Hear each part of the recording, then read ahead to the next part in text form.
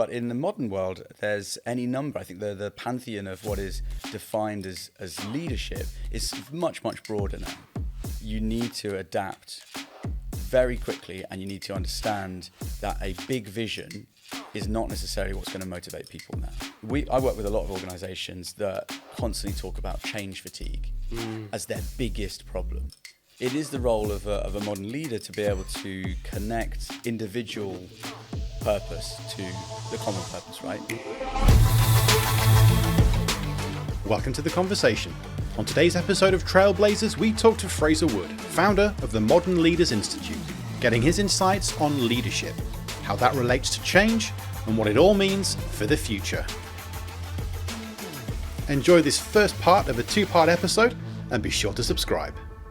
Today I'm joined by Fraser Wood. Fraser is the founder of the Modern Leaders Institute. We have had the privilege of working with Fraser on a number of different projects, and today we're going to be talking about leadership. Hi, Johnny. Yeah, so I'm the founder of Modern Leaders Institute, and we specialise in helping and enabling people around the world to future-proof their leadership.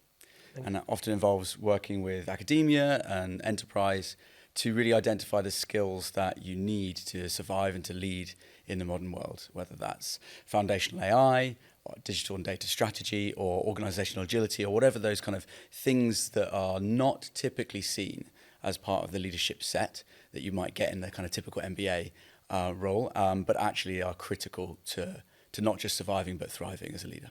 Incredible. And on the subject of leadership, how do you define leadership?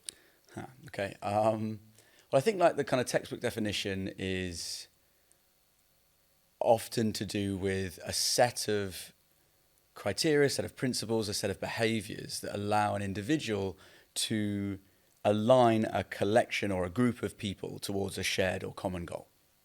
I think that makes sense, right? You think about the kind of classic hunter-gatherers, there might be one or two individuals that would start to say, okay, right, this is how we're going to start hunting and gathering, right? But in the modern world, there's any number. I think the pantheon of what is defined as leadership is much, much broader now and much more inclusive. It might used to be a kind of factory owner would be the typical leader, and then a lot of our management and leadership practices kind of actually stem from the industrial age, where we take the same processes of like there would be one factory leader or one person on the floor managing the factory, and everyone else would just be a kind of a regular worker getting on with their work, not really thinking about strategy, more thinking just executing tactic. And so I think what we're seeing now, certainly in the 21st century, is that evolution, the concept of leadership is something that everyone shares across the shop floor, so to speak.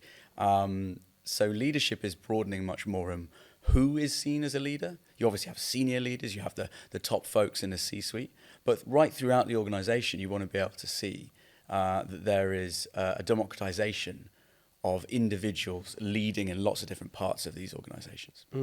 That's really interesting, because there is this idea of the entrepreneur, the person that goes out solo, they start their venture, but there's also that idea of the intrapreneurs and those people that provide leadership and guidance within an organization. And how do those guys develop those skills? Is it something innate that's just in them, or do they develop them organically over time, learning from others? Yeah, I think it's an interesting one, because I think we work with a variety of different folks on either side of the spectrum, and I think you get the kind of classic, when people talk about leadership, they say, okay, how can I emulate these skills of the individual, right? And so they jump to the Elon Musk, they jump to the Jeff Bezos, Steve Jobs. And, you know, these are often white men who have had a certain amount of privilege, and then they have used that to make very individualist laughing at the fact that this is two white guys having this discussion. No, absolutely. But I think it's interesting that the references are so very often a similar kind of person, you know, and I think that actually is evolving in its own right. We're certainly seeing that nature of the idol, the people that we're looking towards, is evolving and changing, and rightly so. But I think back to the kind of entrepreneur versus intrapreneur, I think very often when we consider the idea of leadership, we think about an individual, a strong individual who's gone out and done their own thing, and they're a pioneer. And that's really important. And we see the likes of these entrepreneurs build these incredibly huge companies very solo, but very often there are early partners that were just as much leaders in their fields. The Wozniaks, of the world, and the Johnny Ives and so on. And I think that actually early on in that stage, what you don't see in those stories, or you don't often read about, or they don't make the headlines, is that very early on, it's much more of a collaborative effort to do something very different. And as an entrepreneur, you can be very individualistic, but you're very often going to thrive and if you are much more collaborative in your style early on. Later on, when it's you and you've strove through and you've done that, that's when you see that individualist do everything. So I think the lessons for a lot of people are that early on, and certainly now, collaborative skills are critical. And if you're an entrepreneur, you have to be able to do a lot on your own. It is a solo endeavor a lot of the time. It can be very lonely, and you have to build a team, you hire a team, but there's always going to be that division of you and them. Whereas if you're an intrapreneur, I think the skill of collaboration and servant leadership, or leading without authority, I think is a critical skill. And so the biggest division, I think, between those two endeavors, or the two styles of entrepreneurial leadership versus intrapreneurial leadership within an organization, and it can be a small company, I think the biggest distinction is being able to lead without authority and collaborate and bring people along on the journey, not by a inspiring vision or, the whip, but actually by intrinsic motivation. And we might come on to that a little bit later on. Yeah. I guess that elegantly leads on to the question about modern leaders. Right. And how are these the qualities, are these the things that you just articulated, those traits that really define what it means to be a modern leader? Yeah, I think so. As we look at modern leadership, I think it's taking a lot of the kind of threads that we've spoken about in terms of being able to find your reference points, find what pulls you through as a leader, not just kind of as a longer term vision, as an inspiring thing, because I think what we're finding in the modern world is that people are getting a kind of inspirational, optimistic kind of lethargy or apathy. There's a saturation now, Yeah. right? Everything can be different, everything can be great. And we're seeing that in the US, where the American dream is becoming a bit of a kind of caricature of itself, and people don't believe that anyone can be president anymore. Whilst you have the likes of certain people getting into that space, it's still largely centered. Centers of power are doing the same kind of things, and they are closing in on themselves. And I think you're seeing it around the world.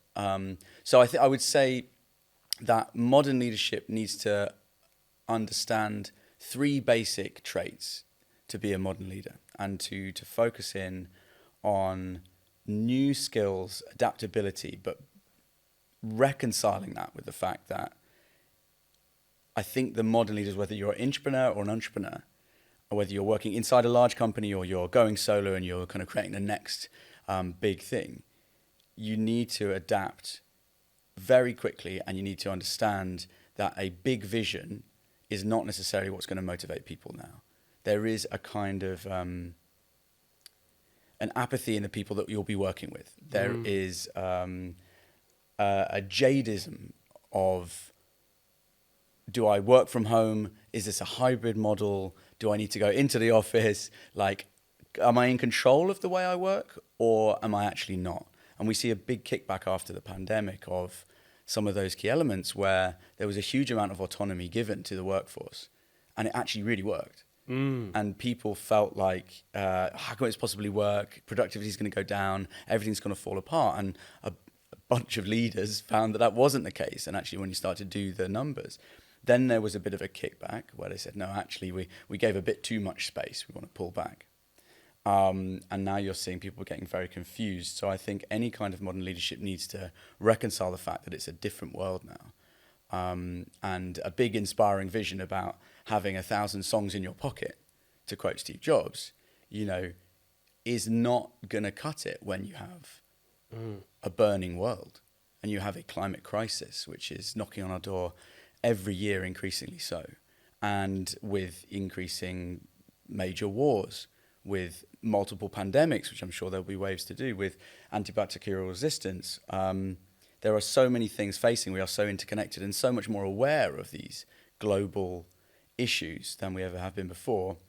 I think to be a modern leader, you need to be cognizant that the old ways of motivating a collection of people towards a shared goal just don't work. So we've distilled those down to kind of 3 key traits.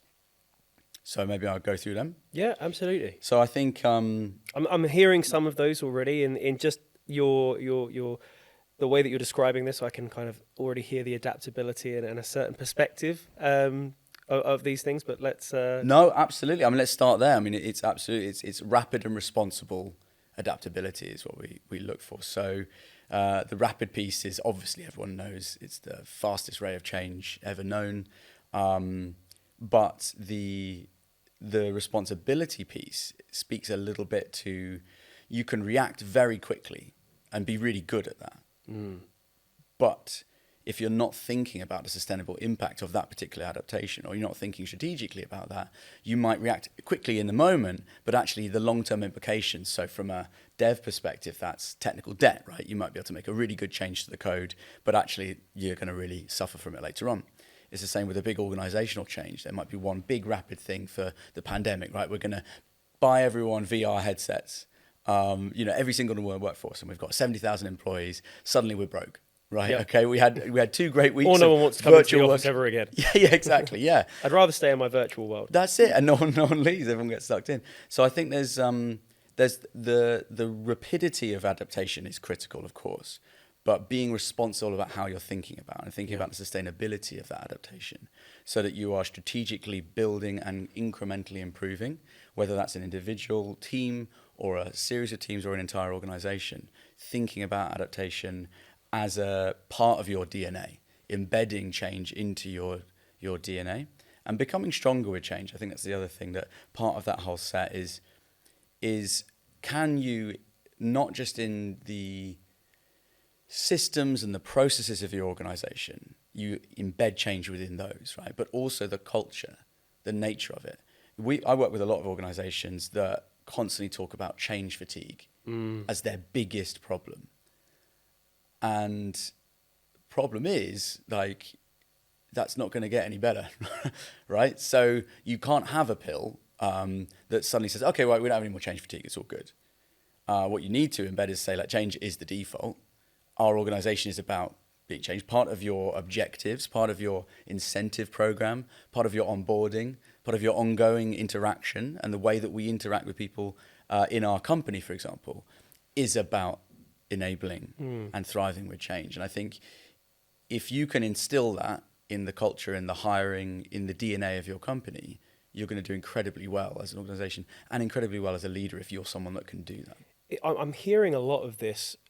And the thing that's resonating with me, that strikes me, is in order to achieve this, you have to be very empathetic by your nature, because you have to have an understanding of the intrinsic motivations of people, and you have to have this longer term view and perspective on things to be able to see the right choices for right now may not be the right choices for later on, and how, particularly with culture, that might affect things. And then when you try and change it, and then, as you said, this change fatigue. So to understand the mechanisms and the emotions and the drain that might put on people, you have to be quite an empathetic person. That sounds to me like something that modern leader also needs to embody and have as one of their core, I guess, tenets or traits within them. Right, you're spot on. That's number 2. So yeah, and I think like that's critical. And it's easy to say you just got to be empathetic, right? And not many humans say, yeah, I can't empathize. I have no idea how to empathize. Everyone likes to feel that they can empathize, right? To be human. But can you do that in a structured way, right? Can you do that in a way that is relevant? Can you do that in a way that is supportive, that's motivating? And I think what we call that kind of trait is that obsession with purpose and perspective. And so if you are obsessed with everything you do has to have a clear why, right? A clear purpose. And you can communicate that purpose very clearly, and that you can gain a sense of shared purpose across the people that you work with, then you're onto a really, really serious style of leadership, which is going to be very potent. And if you combine that with a sense of perspective, right? Because I think to the point around a jaded workforce, frustrated post-pandemic, a situation where actually there's so many global factors constantly being hit at all individuals and all companies in different ways. Having a sense of perspective and being able to combine that with, this is why we're doing it, this is our purpose, and this is a perspective of what's happened before and what may happen in the future, it makes it much easier to then genuinely motivate people around you to work hard, to feel that they're connected to what they do, and to drive something that's really worthwhile and valuable. So I think that's a key element of articulating how you can embed empathy into your leadership style, which is constantly being able to be obsessed with the purpose, obsessed with the perspective of where that purpose sits, and be able to communicate that effectively and bring others along. And that's brings up a really interesting point for me in terms of finding your why. And I think, with these leaders, obviously there's going to be, as we're saying, there needs to be this focus on purpose and your why. Is this kind of something that leader's mission and their why relates to the company that they sit within, so that it can be genuine and they can actually genuinely be a part of that mission?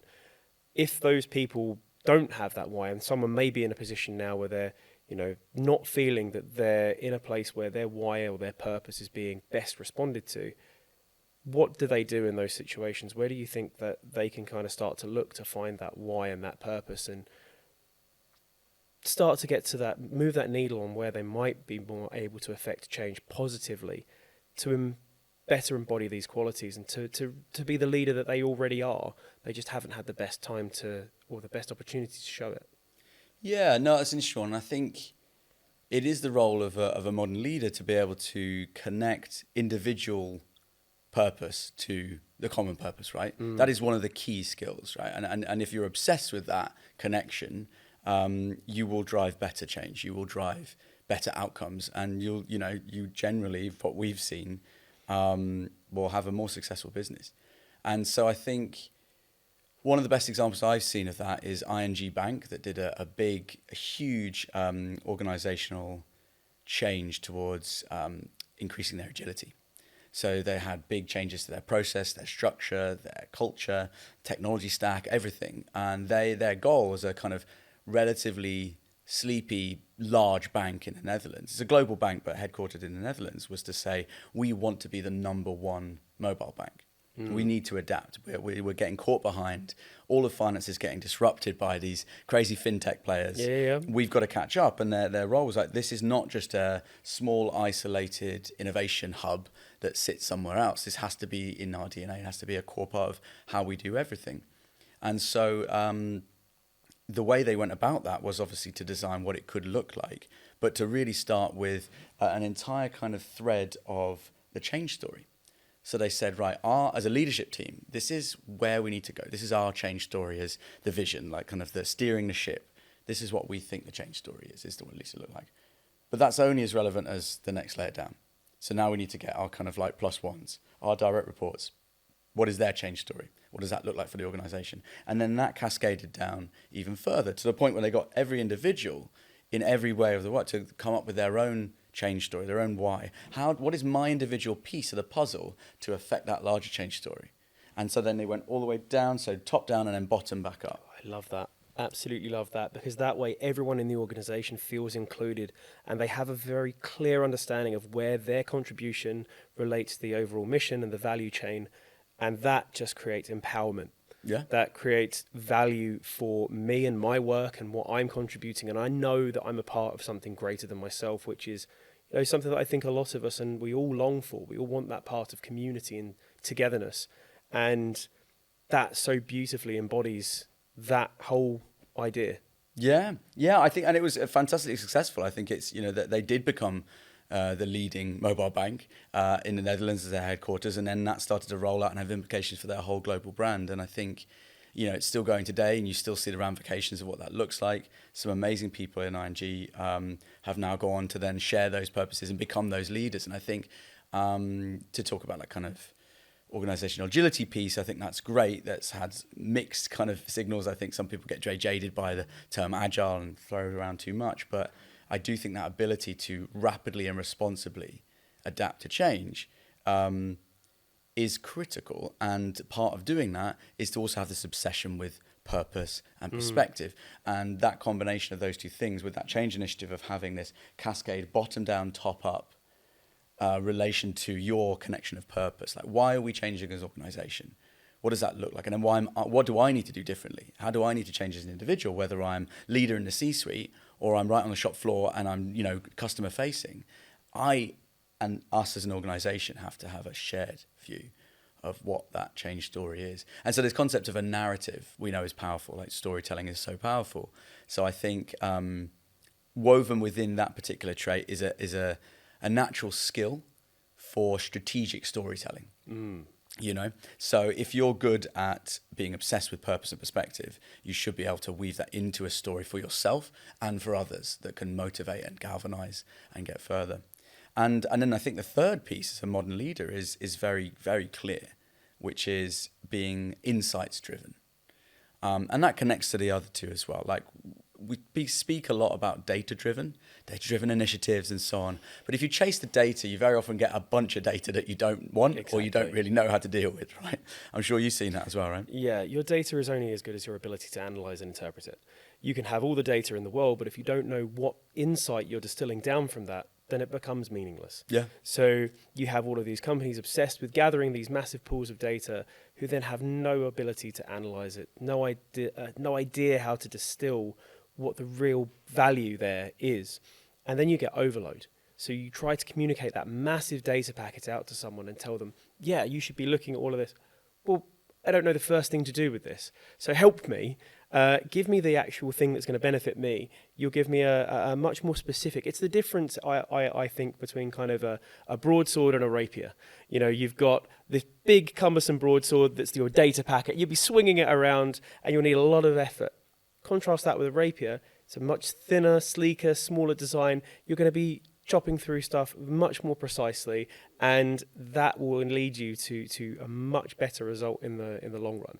That's something that I don't think a lot of organizations have quite grasped yet, and that it's so, to your point, imperative that the leaders within that organization have that ability to take that data, to turn data into insight, and then that's something that's really powerful. Yeah, I couldn't agree, and I couldn't agree more. And I think that it's one of those things where people chase the data. So another analogy to build on yours, I suppose, would be the gold rush, right? So data is the new gold, right? So then everyone just gets any data, right? And that's kind of the equivalent of people hearing about the gold rush and then just hoarding gravel and just grabbing, because one of those little tiny pecks might be a bit of gold. I'll just get as much gravel as I can. I'll get huge JCBs and I'll pull those in and I'll get that. And I think people are just hoarding data for the sake of it. The point is, data is not the new gold.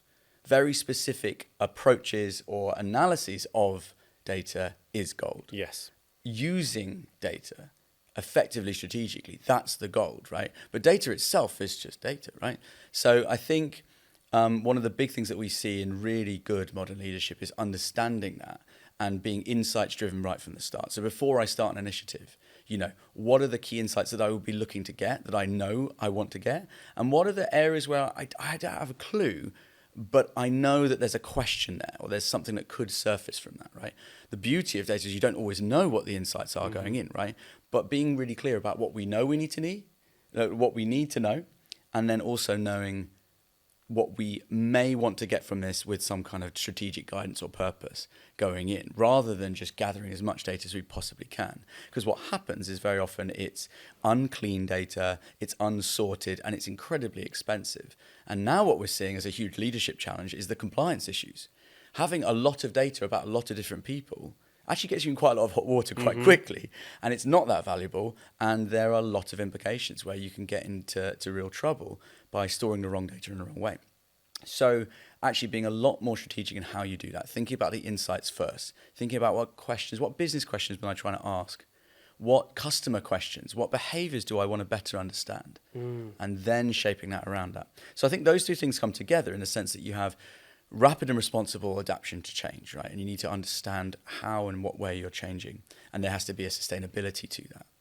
Being able to understand that if I'm obsessed with purpose and perspective, I can understand how I need to move as a collection of lots of individuals and why am I doing that in the first place? And then pulling that through to the insights-driven piece is, how am I measuring all of that? And what are the key things I need to know to understand whether I am heading in the right direction and whether I am adapting towards the right kind of goal? And if I'm not, can I then adapt quickly? And if I don't have that feedback loop and I'm not being truly insights driven, then the way in which I adapt is going to very often be flawed.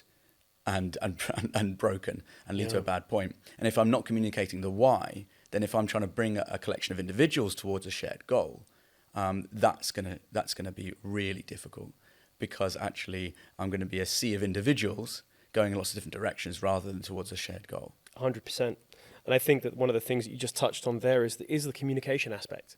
It's the ability of an effective leader is to communicate clearly what the goals are, to not sugarcoat things. Sometimes I think we can see at the moment we're in a situation where, unfortunately, our leaders are sugarcoating what we are seeing as a reality. They're telling us something contrary to what we're actually seeing, and the ability of an effective leader that gathers respect, that gathers that collective, to go towards a goal and asks them, the servant leader that asks the collective to go with them and to kind of buy into them, which, is a scary thing sometimes, especially if it's a new leader, if it's someone going into a team that they've inherited from someone else and there was a different style.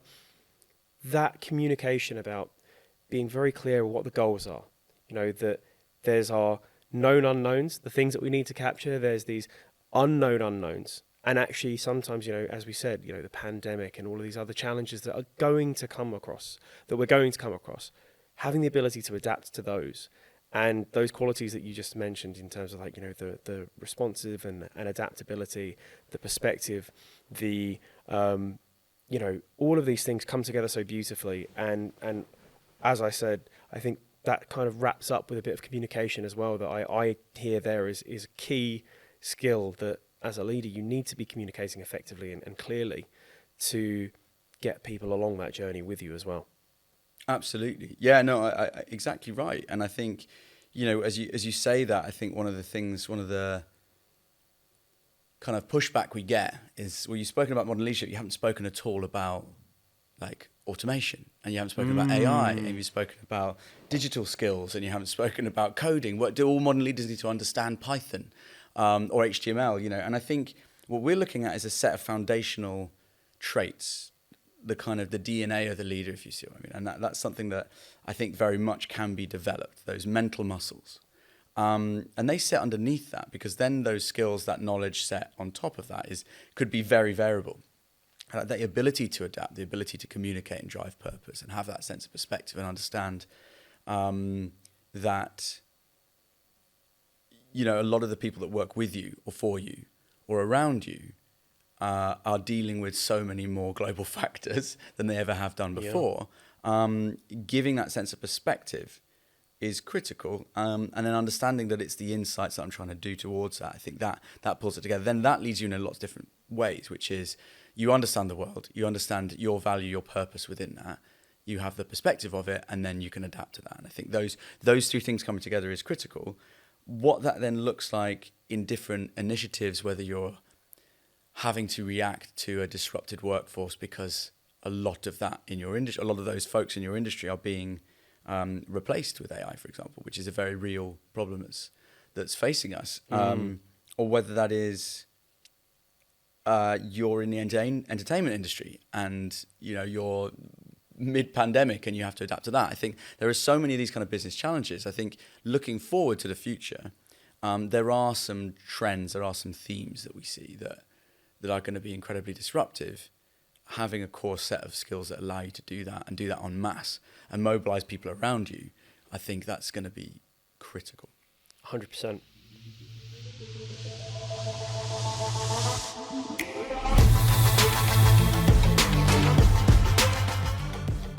Make sure you subscribe to hear the second part of our conversation with Fraser Wood, and in the meantime check out our other episodes and visit explosivebrands.com.